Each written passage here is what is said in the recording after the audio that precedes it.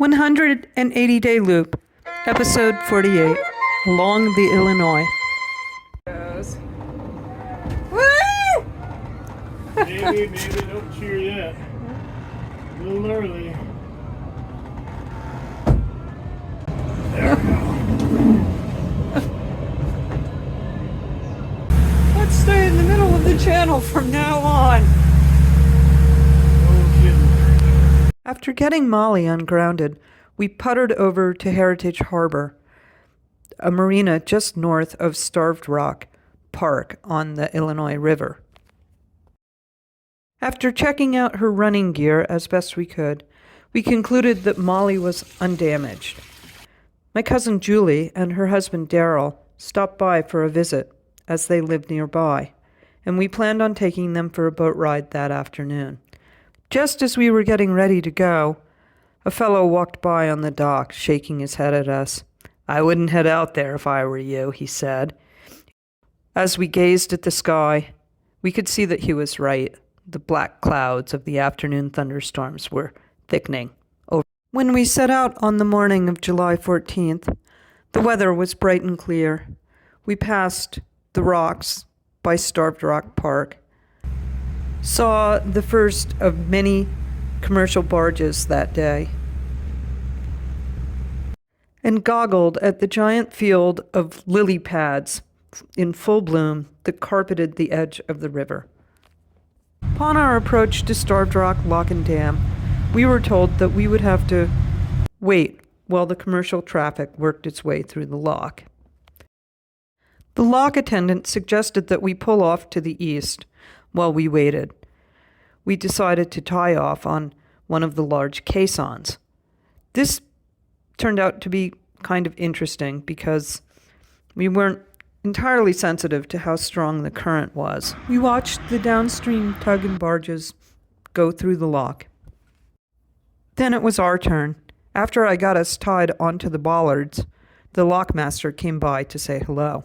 It seems like we get busier. It's crazy. During the middle of the week, it's not so bad. Aw. Yeah. After passing through the lock, we noted an area of high scour where high waters had simply pulled all the soil away from the tree roots.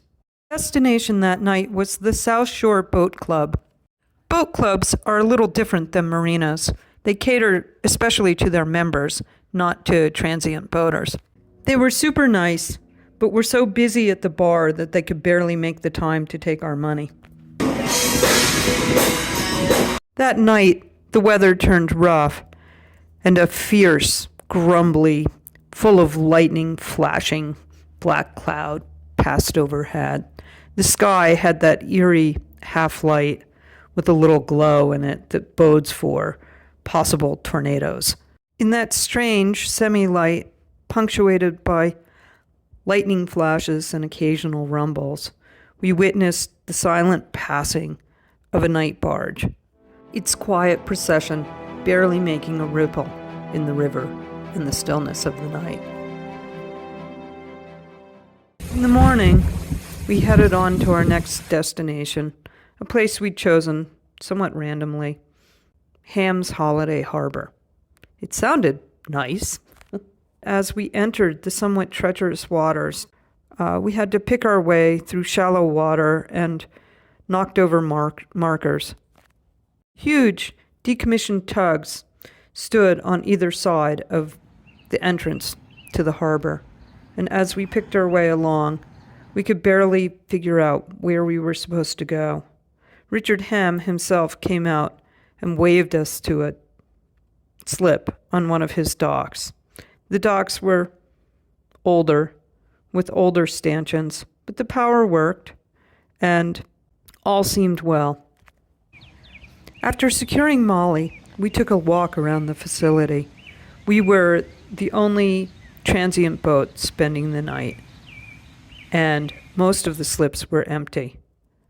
We could see that Hamm's Holiday Harbor had once been a flourishing river destination with a restaurant and a huge number of slips.